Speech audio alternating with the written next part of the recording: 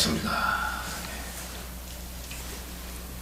우리 법원인들 경자년 새해 하얀 주의인데 모두 부지런하셔서 건강하시고 복도 구정하시고 부자로서 열심히 살아가시기 바라겠습니다. 하얀 쥐는 제복을 상징을 해요. 제복을. 여러분, 금을 동양 철학에서는 하얀색으로 봅니다. 금을. 숫자는 4하고 9로 보고 방향은 서쪽으로 보고 그러하니 흰쥐는 재물을 상징하는 쥐다. 여러분 부지런히 정진하면은 재물이 모이겠죠. 불교가 1600년, 1700년 그 역사를 가지고 발전해 나가면서 불교가 세 가지 그 요소가 있어요. 불교에도 첫 번째는 종교적인 그 역할이 있습니다. 이 종교적인 그 역할의 불교는 포인트가 극락왕생을 가는 거예요. 소원을 비우는 것이고 복을 기원을 해서 여러분들이 이 현세에 살아가면서 넉넉하고 풍족하게 사는 것, 그리고 죽어서는 극락세계로 가는 것이에요. 근데 이 그 종교적인 그 불교의 단점이라고 하면은 그 다른 서양 종교에서도 그렇게 한다는, 기독교에서도 복을 기원하고 그쪽에서는 천국이죠. 그게 있어요. 그것이 이제 좀 단점이고, 두 번째 그 불교의 그 특징과 요소가 있다 그러면은 학문과 그 철학적인 그 요소의 불교가 있다. 근데 이것은 그 중요한 포인트는 이 머릿속으로 이론적으로는 많이 할 수가 있어요. 왜냐하면 팔만대장의 경전이나 또 여러분들이 사경을 쓰거나 또는 독경을 하거나 이렇게 하면서 이론적으로는 알 수가 있는데 가슴으로는 못 알아들어요. 여러분들이 그 연극이나 영화 같은 것도 이 머리로 그냥 외워서 듣는 것보다는 직접 여러분들이 가슴으로 느낄 때 감동이 되죠. 감동이 좀 적어요, 이 불교는. 그리고 저쪽 구라파 쪽에, 유럽 쪽에 그 철학이라든가 아리스토텔레스를 비롯해가지고 그 많은 그 그리스 로마의 그 당대의 위대한 그 철학가들의 사상하고 불교하고 많이 일맥상통하고 견줄 수가 있어요. 그래서 이게 크게 혹하지는 않아요. 철학적인, 학문적인 이 불교는 가슴으로 좀 알아야 되는데 요즘이 조금 부족하다. 그것이 단점이고, 세 번째 불교의 그 요소가 있다 그러면 이 세 번째는 수행적인 불교입니다. 그런데 중요한 것은 부처님이 이 불교를 원했다는 거예요. 이 불교를 추구했다. 이 수행의 불교라고 하는 것은, 중요한 것은 열반과 해탈입니다.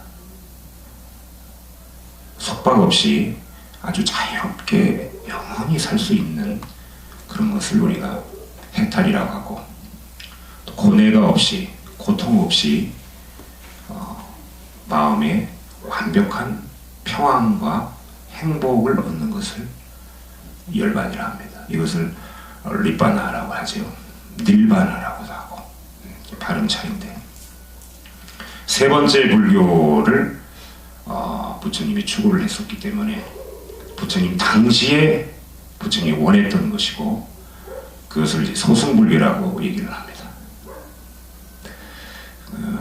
그래서 왜 이 소승불교, 부처님이 원했던 불교가 지금 주류를 이루지 않고 오히려 저 북방아시아 쪽에서만 이 소승불교를 하고, 대승불교는 거의 이 남방아시아 계열이 한국이나 일본이나 중국이 그 불교라고 하더니, 소승불교는 인도에서 그냥 건너간 것이고, 부처님 당시에 대승불교는 중국을 거쳐서 온 거예요.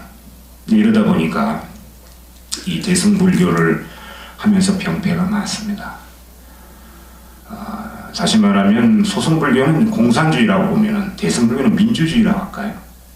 소승불교는 그 자기 혼자 개인적으로 수행을 해서 깨달음을 얻으면 그뿐이다 하는 이런 좀 독선적인 게 있어요. 대승불교는 내가 깨닫지 못하더라도 다른 사람을 깨달음의 언덕으로 보내겠다. 이게 대승불교입니다. 그 대승불교의 가장 선봉인분이 바로 지장보살님이에요. 오늘 기도 지장이건데, 그래서 저분은 자기가 부처님이 될 수가 있는데 그것을 뒤로 미루고 고통받는 지옥의 중생을 모두 다 구원을 하고 나서 마지막에 내가 성불을 하겠다. 그 원을 세운 분이라 대원본전, 큰 원을 세웠다는 대원본전이라고 합니다. 그 대승불교의 대표적인 그런 보살이 바로 지장보살이 오늘 그 기도를 하고 있는 거거든요. 그래서 이 수행의 불교라고 하는 것은 장점은 체험을 할 수가 있어요. 그리고 머리보다는 가슴으로 느낄 수가 있습니다. 은은한 감동이 오고, 또 불교가 깨달음의 종교인데 이 수행의 불교를 해야 깨달을 수가 있어요. 그리고 이 수행의 불교는 바깥으로부터 찾는 게 아니고 내 안에부터 찾습니다. 이걸 안심인명이라고 그래요. 내 안에 있는 밝은 마음을 찾는다. 여러분들 마음속에는 선한 마음, 본래의 그 면목이라는 게 있어요. 이걸 불성이라고 하는데 부처의 성품, 그것을 갖고 있다라는 거죠. 그 여러분들이 다 공주예요. 여왕이고. 근데 지금 자기가 그걸 모르는 거죠. 그래서 이 불성을 얻어서 바로 손가락으로 찍듯이 직지인심, 자기 마음을 부처인 것을 딱 봐서 견성성불, 자기 성품을 바로 보고 깨닫는다는 거죠. 그러니까 바깥으로 찾는 것은 아까 전번에 얘기했던 그 종교적인 불교, 두 번째 학문적인 철학적인 불교가 바깥에서 찾아요. 이런 불교의 특징은 이제 큰 스님 찾아다니고 큰 절 찾아다니고 그래요. 그래서 하루 종일 이제 이제 열심히 기도는 합니다만 여기저기 이렇게 기웃거리다 보면 나중에 혼란이 와요. 여러분 정보화 시대에 인터넷, 유튜브나 뭐 어디만 봐도 그 수많은 이 바깥 도들 있잖아요. 외도라고 하거든요. 어디 예수님이 유명하다, 어느 절이 크다, 어디가 문화재가 있다, 또 어디 뭐 대만을 가보자, 어디 일본에 가보자, 돌아만 다니다가 건물만 들어서 끝나는 거예요. 그래서 부처님이 이왕이면은 부처님이 원했던 수행의 불교를 하자. 거기에 대한 타당성은 제가 말씀을 드릴게요. 예전에 우리가 보릿고개가 있고 어려운 그런 시절이 있었어요. 이쪽에 계신 보살님 나이 또래 정도나 우리 노보살님 정도 되면은 그때 어려울 때는 어땠습니까? 여러분? 어려울 때는 우리가 미역국에다가 이밥, 하얀 밥 먹는 것이 최고였잖아요. 그죠?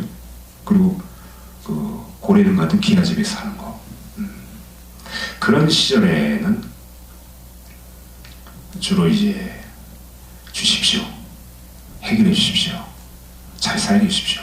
배 굶지 않게 해주십시오. 우리 자식 어렵지 않게 해주세요. 이런 기도를 많이 했단 말이에요. 그 종교적인 불교를 했어요. 그 믿음을 가지고. 그리고 또 아무리 기도해도 안 될 경우에는 그러면 다음 생에 제가 생을 접거든 극락세계에 나게 해주세요. 이런 기도를 했단 말이에요. 근데 지금은 어떻습니까, 여러분? 경기가 어렵다, 나라가 살기 어렵다 이런 얘기를 해도 사실 배 굶고 밥 굶는 사람 없어요. 맞습니다. 거의 이제 기도 내용들을 제가 이렇게 쭉 보면 예전에는 제가 처음 출가했을 때 한 30년 전에는 스님 세 끼 밥이라도 좀 먹게 해주십시오 이런 분이 있었어요. 근데 지금은 그게 아니에요. 지금은 35평 아파트에 사는데 50평짜리 강남으로 좀 가게 해주세요 이런 거라든가. 또 그 전에 이밥에 보리밥 말고 이밥에다가 미역국이 최고였는데 요즘 어때요? 더 맛있는 음식이 많잖아요. 피자 같은 것도 있고 그잖아요. 근데 부자들은 그런 거 안 먹는데, 부자들은 고구마 몇 조각하고 요구르트 정도 먹는다. 먹을 게 있어도 안 먹는다는 거예요. 그런 시대이기 때문에 지금은 먹고 사는 거 이게 중요한 게 아닙니다. 이 물질적인 그 풍요가 중요한 것이 아니고 정신적인 필링이에요. 그래서 그 교보문고에 가보면은 베스트셀러 1위부터 3위까지 쭉 보니까 마음 챙긴, 마음 명상, 행복하게 사는 법, 이런 그 필링 도서가 넘버1, 넘버2, 탑 클래스에 올라와 있습니다. 그런 걸 봐서도 부처님께서 이미 2560년 전에 이미 이걸 알고 심리학적으로 정신적으로 이걸 알고 안배를 하셨다, 이런 생각이 듭니다. 지금에서야 여러분들이 순수로 회개해서 부처님 당시에 수행의 분리를 접할 수가 있어요. 근데 이거는 체험을 해야 됩니다. 반드시. 이 수행의 분리라는 것은 체험을 해서 여러분들이 다시 한번 태어나야 돼요. 새로운 피조물이 돼버려야 돼요. 그래 되면은 놀라운 그런 세계가 열립니다. 광명과 대환희의 세계가 열려요. 제가 새해가 돌아오고 오늘 참 좋은 기도 날이에요. 이 좋은 날에 지장 평생 오신불 기도를 지금 하고 있는데, 이런 날에 이 오른쪽에 계신 이 대운본尊 지장보살님이 세운 그 원처럼 여러분들이 제가 늘 얘기하지만 두 발은 현실에 딱 내디뎌서 종교적인 불교로 소망을 갈고 갈망을 하고 그렇게 하시고, 내 자식이 잘 되고 돈 많이 벌고 우리 남편 성공하고 좋습니다. 그리 하고 두 눈은 이상을 향해서 가야 됩니다. 그 이상은 우리가 불자라고 그러면은 해탈하고 열반이에요. 해탈하고 열반. 어떻게 하면은 우리가 마음속에 고뇌가 없을까? 마음속에 고통이 좀 덜어질까? 그리고 생각을 좀 줄일 수 있을까? 잡념을 좀 떨쳐버릴 수가 있을까? 여러분, 인간이 하루에 7만 가지 생각을 한답니다. 7만 가지.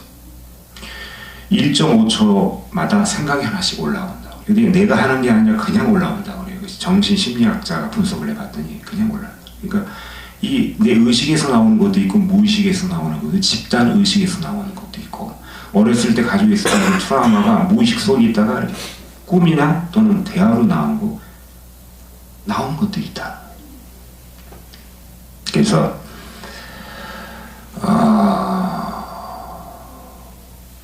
불행한 사람들의 특징은 생각을 많이 하는 것에 있다. 칼 에이런이라는 사람이 말한 얘기입니다. 근데 생각을 안 할 수가 없잖아요. 그죠? 생각하고 걱정하고 좀 비슷하잖아요. 그죠? 생각이 좀 깊어지면 걱정이 되잖아요. 그래서 제가 좋아하는 저쪽 티베트 달라이라마 계시는 티베트 속담이 하나 있는데, 이 속담이 영화에도 나오더라고요. 영화에도 뭐라고 그러냐면, 걱정을 많이 해서 걱정이 없어지면 걱정이 없겠네, 이겁니다. 걱정을 많이 해서 걱정이 없어지면 걱정이 없겠네. 지금 제가 얘기하는 순간에도 지금 많이 생각을 하고 걱정을 하고, 좀 시간 다 돼가는데 이런 분도 계시고, 오늘 산신 가서 기도해야 되는데 이런 분도 계시고, 또 집에 뭐 가스불을 안 꺼놨는데 뭐 걱정되시는 분도 있고 그렇잖아요. 그죠? 그러니까 여러분들이 이 불교의 그 세 가지 요소 중에 맨 마지막 거 수행의 불교를 올해부터는 한번 접해보세요. 그러면 어떤 일이 있냐면, 물질적인 풍요는 둘째치고 정신적인 풍요가 일어나서 살아가면서 노상 걸리잖아요. 걸림이 없어져요.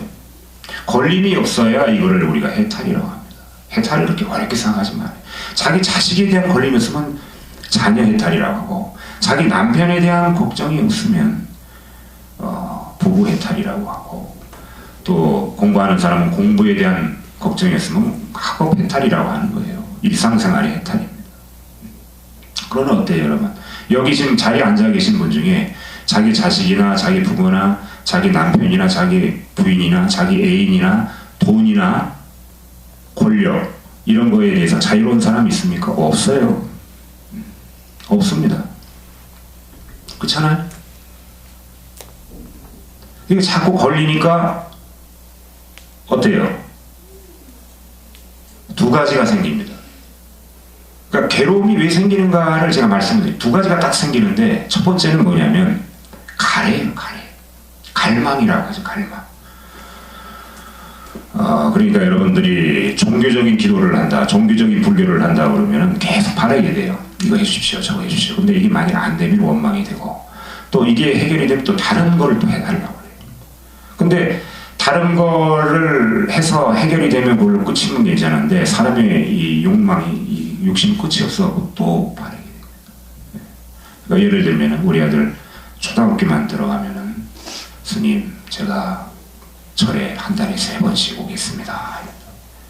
초등학교 딱 들어가니까, 스님 중학교만 졸업하면은 너무 어리니까 절에 가서 제가 법당보살로 청소도 하고 진짜 저 절에 다니고 싶어요. 그래 하세요.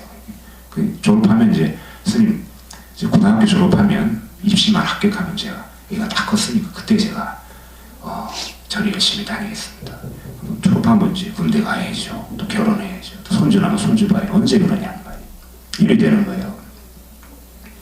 그러니까 우리 오늘 오신 우리 법우님들은 제가 볼 때 최정의 불자입니다. 최정의 불자예요. 지금 미세먼지가 이렇게 많은데, 이게 지금 차 어디 길 데도 없는데도 이렇게 다 찾아오셨단 말이에요. 저는 한 5명 올 줄 알았는데 지금 여러 명 오셨단 말이죠. 그러니까 여러분들이 이 수행의 불교를 통해서 진정한 자유를 얻으세요. 이걸 해탈이라 합니다. 걸림이 없어져요. 걸림이. 처음에 그걸 바로 얻게 되지는 않아요. 처음엔 그렇게 안 되다가, 왜 처음에는 왜 안 되는 이유는 뭐냐면, 여러분들이 근본적인 무지가 있습니다. 몸에 밴 습관이라는 게 있기 때문에 여러분들이 학습 효과가 있어야 여기까지 살아. 그렇기 때문에 머리는 아는데 행동을 안 하는데, 이걸 근본 무지라고. 이게 이제 깨지기 시작합니다. 불자가 되면은. 그래서 어느 정도 시간이 지나면은 이 정도면 되겠다. 내가 이 덕산 스님 얘기 듣고 내가 화도 들리게 되고, 남편하고도 좀 들싸고, 자식을 너무 내가 참견하고 했는데 이제 충고도 좀 줄었고, 야 이제 좀 됐다 싶은데, 또 막상 이제 어떤 상황이 탁 닥치면 그냥 나와요. 자기도 모르게 자식한테 욕도 나올 수도 있고, 상처 주는 말도 나올 수가 있고. 이거는 이제 찰나무지거든요. 그 근본무지하고 찰나무지가 딱 끊어지면, 그때 이제 우리가 이 사람은 불자다라는 딱지를 붙입니다. 불자가 아무나 불자 되는 게 아니에요. 저희 수십 년 다녔다 불자가 되는 게 아니에요.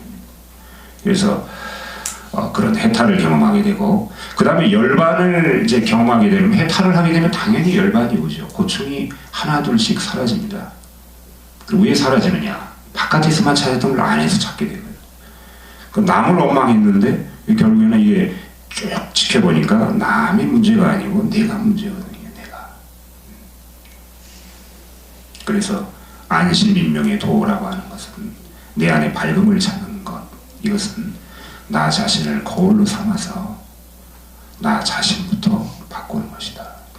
나 스스로 내 자신과의 싸움에서 이긴 자만이 진정한 승리자다. 부처님이 6년 보행을 하시고 나서 자신과의 싸움에서 이겼는데, 같이 그 수행하던 5 비구승이 있었어요. 그 5 비구승이 부처님이 수행하는 걸 보고 놀랐습니다. 왜? 자기네들은 하루에 1개씩 먹는데 부처님 아무것도 안 드시고 나무에서 떨어지는 열매 1-2개씩 주워 드셔요. 그러니 뼈만 남은 거예요. 그러다 중간에 졸도도 하고, 저러다가 돌아가시겠다 저분이. 그런데 어느 날 부처님이 가만히 생각하면 너무 힘든 거예요. 왜? 일심동체라는 게 있잖아요. 여러분, 몸이 약하면 어때? 아무 생각 안 나잖아요. 몸이 아프면 똑같아요. 아무것도 없이 영양분이 없다 보니까. 그래서 힘들어하고 있는데 옆에 어떤 그 악기를 이제 연주하는 그 인도는 이제 기타라고 안 하고 지금 그런 악기가 있어요. 그 악기 연주하는 그 사람이 부처님 옆에서, 나중에 이제 얘기는 재석창왕이라고 얘기를 해요. 화신이 와서 그렇게 했다 그런 얘기를 했는데, 기타 줄이라고 하는 것은 너무 바짝 땡기면 줄이 끊어지거나 소리가 세고, 기타 줄이 헐거우면 소리가 덜 나고 음이 맞질 않는다, 이런 얘기를 하고 갑니다. 가만히 생각해 보니까 너무 극단적인 것은 수행하지 않는 이만이 못하구나. 적당한 것이 필요하겠구나. 그래서 그다음부터 이제 곡기를 아예 끊는 것이 아니라 내란자락항에 가서 목욕을 하는데 수자타라고 하는 여인이 우유죽을 부처님한테 이렇게 드려요. 그 죽을 먹고 기운을 차려서 정신과 몸을 더 맑게 해서 내가 수행을 해야 되겠다 해서 부처님이 결국에 보리수나무 아래 가가지고 4주 만에 깨우치시잖아요. 그러니까 여러분들이 이 수행의 불교를 접하게 되면은 이 세상 삶 속에서 학습 효과를 위해서 몸의 습관 때문에 저해했던 그 욕망 이런 것들이 하나둘씩 떨어져 나와요. 떨어져 나와요. 그래서 본인들이 느낍니다. 그런데 막상 또 어떤 상황 보면 또 그게 또 무너진단 말이죠. 그러니까 불교는 수행의 불교가 그래서 필요한 거예요. 머리로 할 필요도 없고 또 여러분들이 해보시면 알잖아요. 절에 와가지고 주십시오 주십시오 하는 것도 좋지만 또 극락왕생 가도요. 거기서 복당은 또 떨어져요.